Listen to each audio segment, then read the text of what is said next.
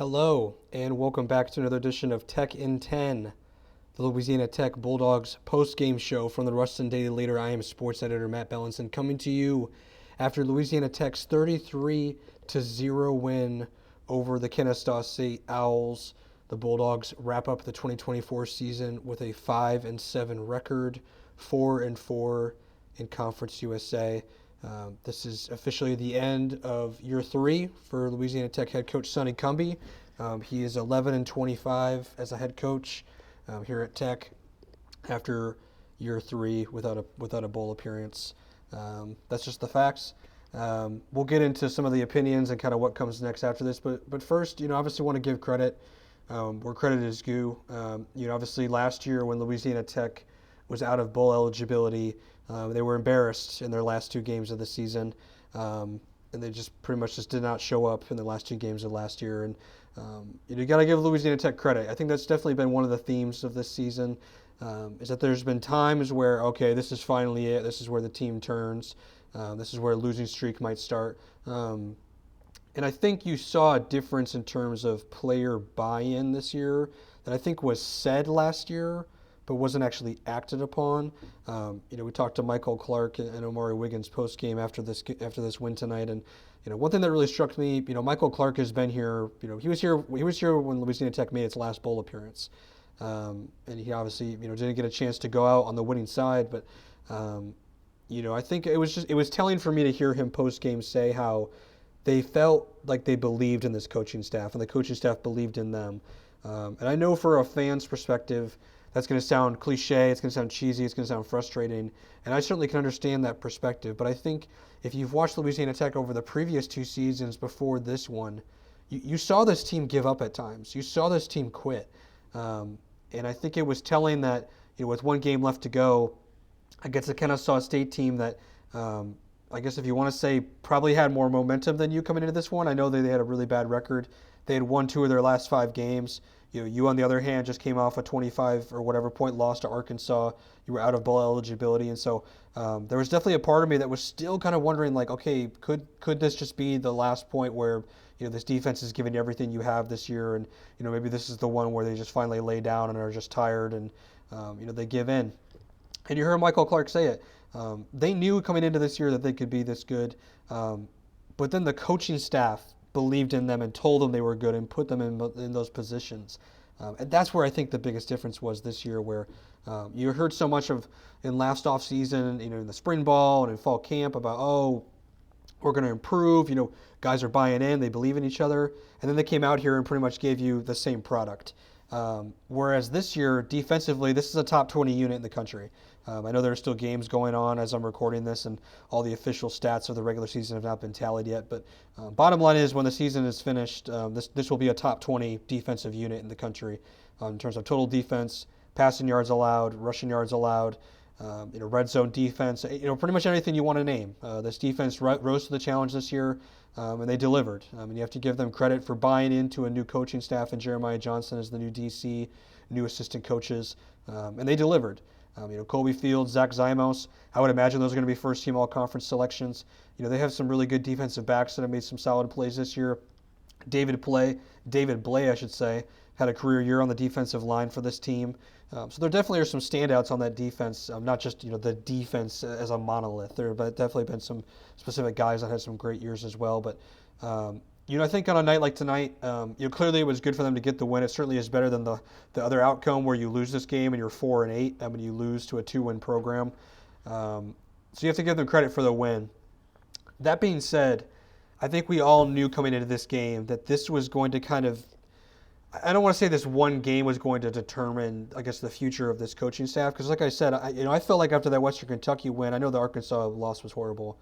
I felt like after the Western Kentucky win, I could see the path to them moving forward with this coaching staff. Now, obviously, that remains to be seen. I'm recording this at 7:46 p.m. on Saturday night. So I guess anything could happen over the weekend and maybe Monday morning. But based on how Sonny Cumbie was talking post-game, how Ryan Ivey looked post-game, I just get the sense that they're going to run this back. They're going to run this back for year 4 with Sonny Cumbie. They're going to give him another shot. And I think, there's 2 ways to look at this. I think there's an objective way to look at this. A wins-loss record. He's 11-25, 4-12 on one-score games, 2-17 on the road. The numbers are really bad, and Sonny Cumbie even acknowledged post-game. They have not reached their postseason goals of making a bowl game, winning or competing for the Conference USA championship. And the bottom line is they haven't been anywhere close. I know this year they finished 5-7, and so you could say they're one win away. But if you watch this team this year, yes, they were close, and they were 4 seconds away from defending a Hail Mary against Jacksonville State, and you're potentially 6-6. But at the same time, you're not. And I think that game and really the season as a whole, it's still showing me that they are close, I guess, in terms of the outcomes of these games, of the final score. But I think the execution piece is still not at a point where you can say, hey, are things improving?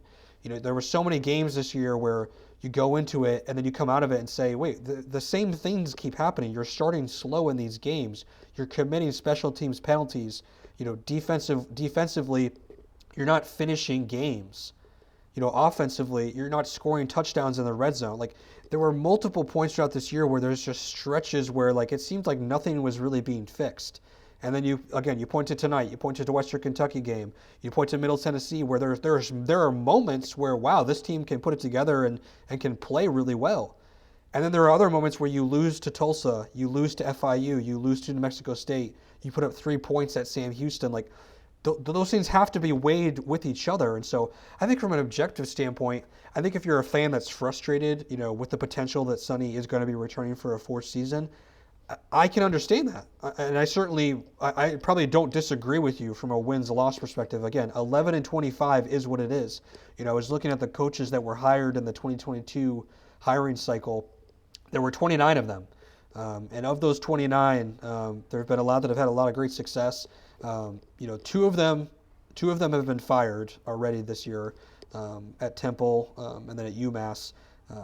And if you're not including the ones that have already been fired and didn't get a full year 3, Sonny Cumbie has the second worst record of those coaches in year 3. Joe Moorhead at Akron has 7 wins. And, I think the coach of Virginia Tech has 11 wins as well. But the bottom line is, as of right now, Sonny Cumbie has the second worst record among those coaches. And so, that's something that this administration has to take seriously. I can certainly appreciate when Sonny talks about the buy-in and them getting a better defensive staff in place this year, and they certainly did. But at the same time, it's kind of one of those things where was it too little too late?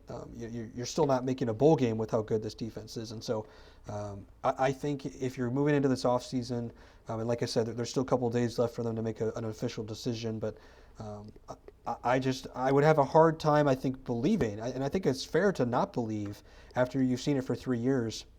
How can this team get over the hump when it seems like for the last 3 years they keep running into themselves and they keep making the same mistakes? And so, Sonny Cumbie mentioned it post-game. That's clearly the challenge for this team.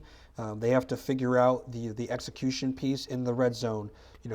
Starting games faster, penalties. All the things that have kept them from winning games, closing games defensively.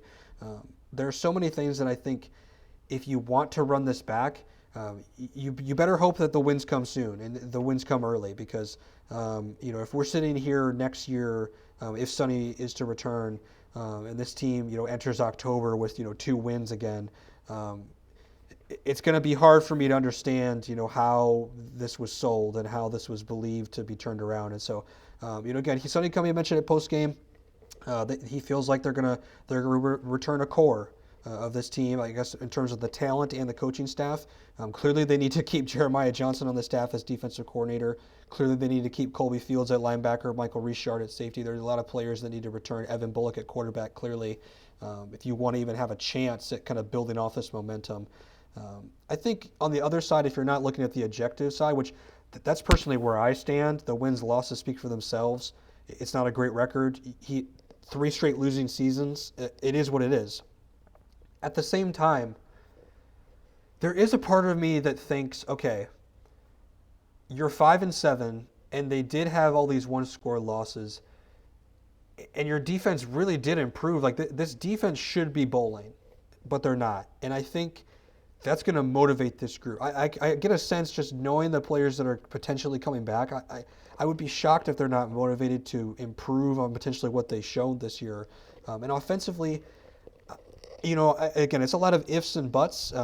But I do think if Evan Bullock returns and has a full offseason to know that he is potentially this team's starting quarterback, Sonny Cumbie, again, there was just so many things to get to tonight. We didn't really have time to obviously get into next year of, is Nathan Young going to return as play caller? Is Sonny Cumbie, still just going to be quarterback's coach? I mean, all those things I guess will still need to be determined. But if things stay where they are right now, if Sonny gets a full offseason with Evan, I would be curious to see how that turns out. He finishes with a 67% completion percentage, over 1,900 yards passing, 14 touchdowns, 2 interceptions. I mean, that's pretty solid for a kid that came into this year with I think 2 career collegiate games, and so I think maybe that's I guess that's a selling point if you want to say it. Let's get this kid a full off season. Let's really upgrade our receiver room. True Edwards is graduating. Shout out to him. He had a great final season here at Tech. But the bottom line is they really didn't have any other traditional go-to skill guys outside of True Edwards. Jimmy Holiday did some nice things on the Wildcat. Caught a couple touchdowns this year. Solo Lewis made a couple nice plays. Same with Jay Wilkerson. But I don't think you're going to win a conference title with those guys as your options. And so I think they're really going to have to upgrade that wide receiver room.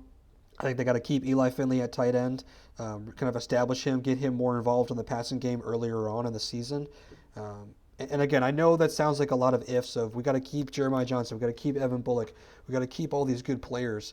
And clearly over the last 2 off seasons, you haven't been able to do that. And so, I guess that remains to be seen. But if you were just looking at this subjectively and you wanted to try and spin this in a positive way, I guess you could say that's why you would run this back. If you're asking me, again, I'm an objective person. I'm a win-loss based guy.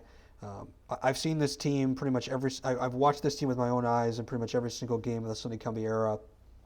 And yes, they really did improve defensively this year. There's no doubt about it.